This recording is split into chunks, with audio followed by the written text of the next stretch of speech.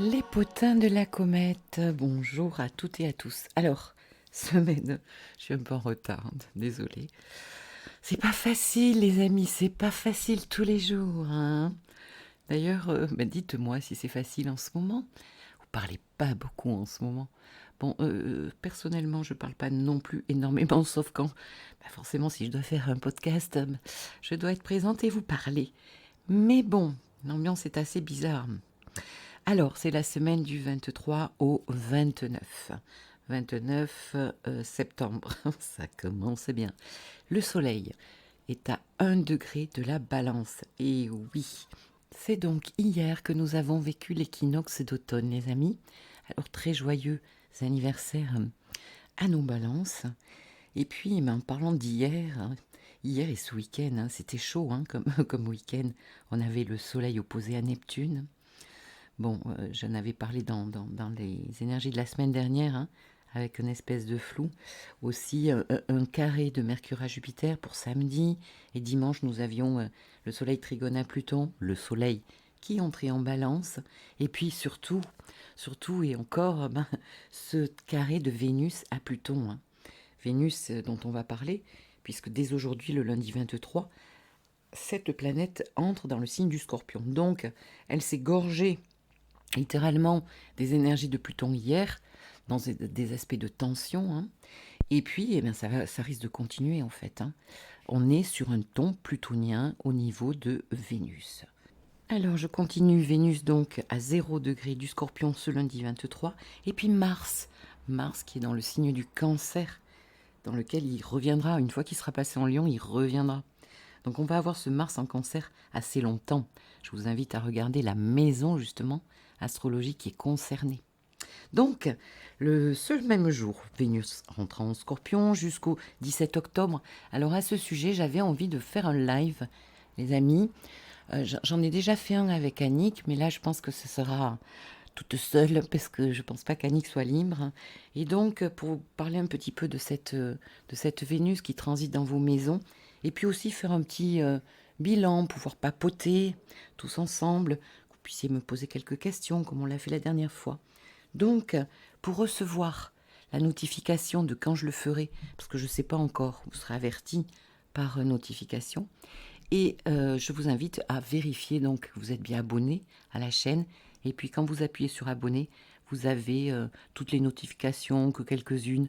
Donc vous mettez bien toutes les notifications. Voilà. Alors que dire de cette Vénus? On en parlera plus profondément sur ce live. Mais bon, Pluton c'est quoi? Quand Vénus se trouve en Scorpion, c'est de l'intensité. De l'intensité relationnelle, émotionnelle. Une période de transformation, bien sûr, relationnelle, énigmatique ici avec Pluton. Il y a des choses à régler. Puis on va le voir. Vénus va devenir très intéressante, dès maintenant en fait. Pourquoi? Parce que la prochaine nouvelle lune excusez-moi, je suis un peu perturbée aujourd'hui. J'ai été inondée hier soir pour la énième fois chez moi. Donc, qu'est-ce que je voulais dire? Oui, parce que la nouvelle lune va se passer à 10 degrés balance chez Vénus.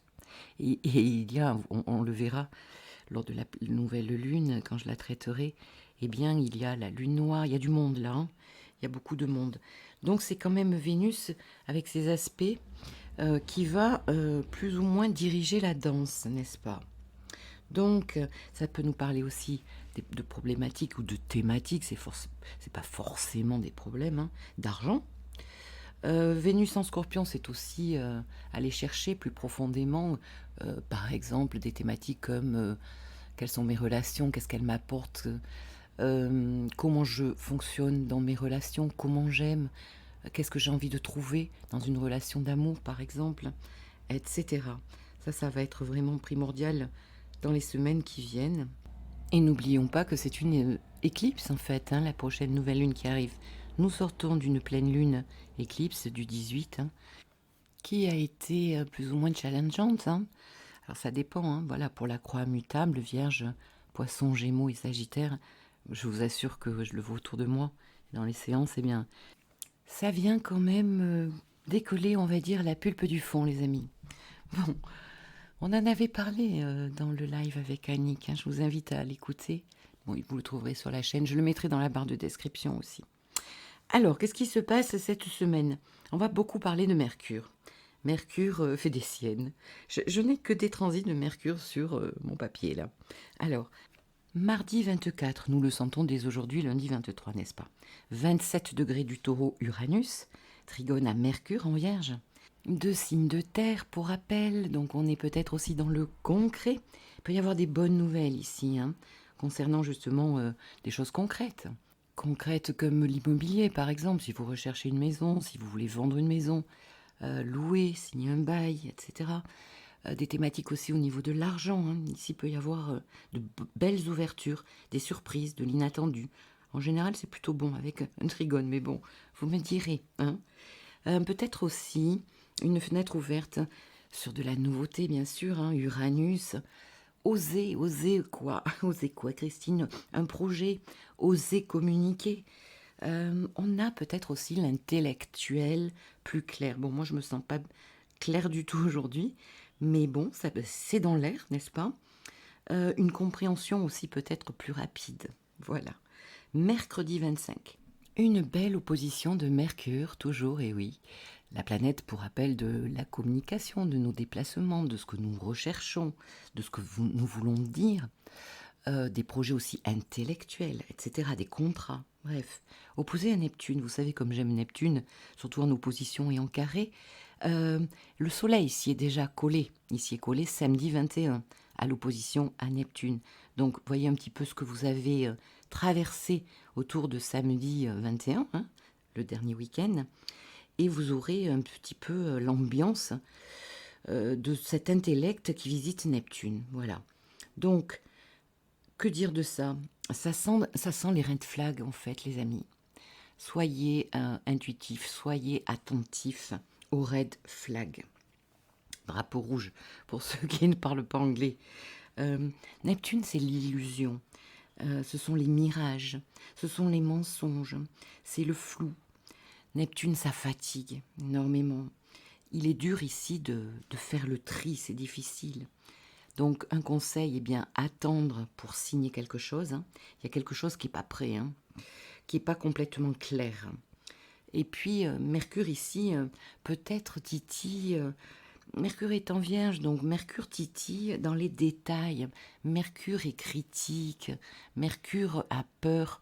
Mercure est constipé, de la constipation mercurienne ici. Donc opposé à Neptune, ça fait quand même pas mal.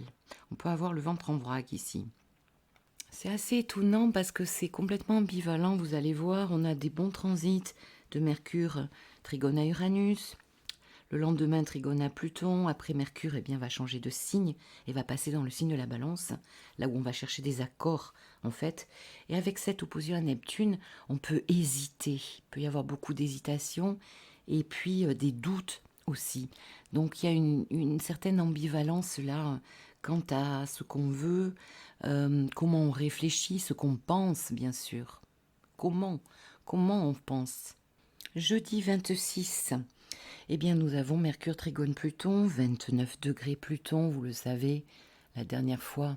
Donc là, c'est le moment, justement, de profiter de ce 29e degré. Alors, il y en a à qui ça fait peur, hein, ce 29e degré, quand c'est aspecté sur une planète natale. Mais non, en fait, c'est le troisième transit, troisième ou quatrième, ça dépend, le dernier transit. Nous ne le vivrons plus. Pluton va passer en Verseau, ça n'aura plus lieu. Donc vraiment, il faut en profiter.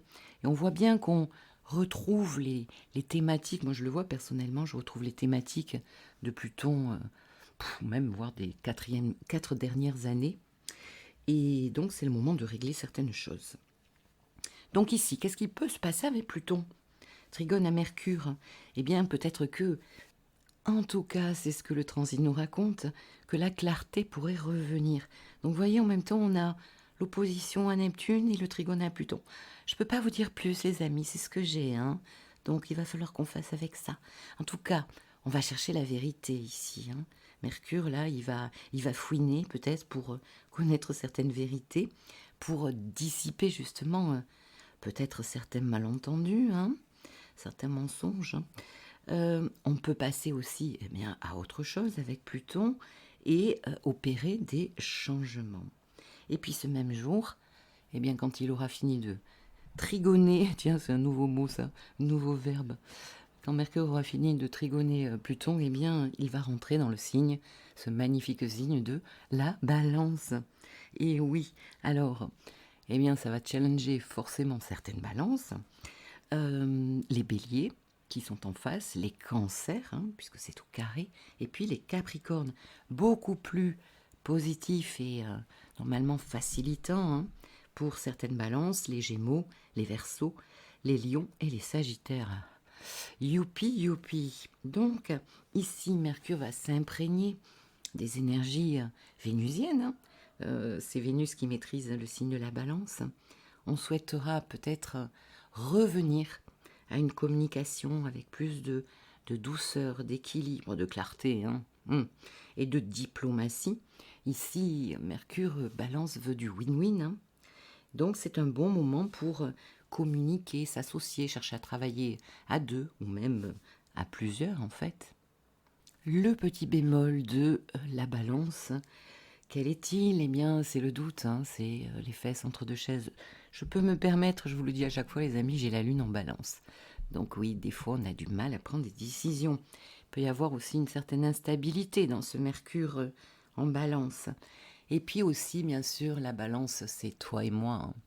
Donc, on réfléchit peut-être 3 à 2. 3 à 2, n'oublions pas que le nœud nord est en bélier. On peut être trop influençable ici, trop dépendre de la vie des autres. Qu'est-ce que les autres vont penser? Eh bien, on va s'inviter hein, mutuellement à, comment dire, se détacher justement hein, de ce regard parce que c'est notre vie, c'est votre vie.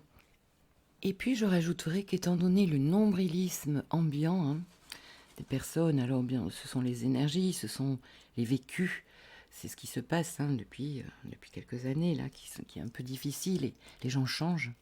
Nous changeons. Donc je vous invite, oui, en fait le nœud sud et le nœud nord, hein, cette lune, nouvelle lune en balance avec le nœud sud ici va complètement nous faire travailler encore une fois cela de plus. Donc aller vers une autonomie, vers plus d'indépendance, je le dis et je le répète. Et là, ça va être, c'est ce que nous vivons dans les énergies. Donc dites-moi si ça vous parle dans les commentaires. Alors, qu'est-ce que je voulais vous dire de plus? Ce Mercure, qu'est-ce qu'il va faire comme aspect important? Dès le 30 septembre, il fera une petite conjonction au Soleil. Donc ça va être intéressant. Justement, ici, on va peut-être rechercher des solutions, des pacifications. Bon, on en reparlera de ce transit la semaine prochaine. Mercure va faire un carré à Mars le 6 octobre à 17 degrés. Cancer, Balance. Donc ici, il y a un petit peu lutte, désaccord. Hein. Tout le monde va tirer la couverture à soi. On a froid, c'est la nuit. Hein, et la couverture est trop petite. Non, c'est une image, mais bon, c'est pas rigolo. Après, nous avons le 8 octobre, 2 jours après, un joli trigone à Jupiter. Donc ici, eh bien, il va y avoir peut-être des solutions plus faciles à trouver. Hein. Jupiter qui se trouve en Gémeaux. Hein. Pour rappel, donc le Gémeaux et la Balance, ça fait un très joli trigone. Donc ici, il y a peut-être une solution pour plus d'expansion, justement. Et puis, nous terminerons, quand Mercure sera à la fin de la balance, eh bien, nous terminerons bien sûr par un carré à Pluton. Les amis, 13 octobre. Donc là, ça repart pour un tour. Hein. Donc ce week-end, comme je le disais, c'est Vénus qui s'y est collée au carré à Pluton. Ben là, ça sera notre communication, notre mode de pensée. On aura peut-être envie de décider certaines personnes par la manipulation, par... je vous dis en ce moment, c'est red flag. Red flag, donc ouvrir les yeux. Bon, pas devenir parano, bien sûr, hein, mais les énergies sont un petit peu, on va dire, corsées. Hein, voilà, voilà. Eh bien, pas de transit pour le reste de la semaine. Les énergies, en fait, se mettent en place eh bien, juste au début de cette semaine. Hein. C'est intéressant. Nous verrons ce que donne cette Vénus en Scorpion ensemble lors du live. Je vous souhaite une très jolie semaine et je vous dis à très bientôt. Au revoir.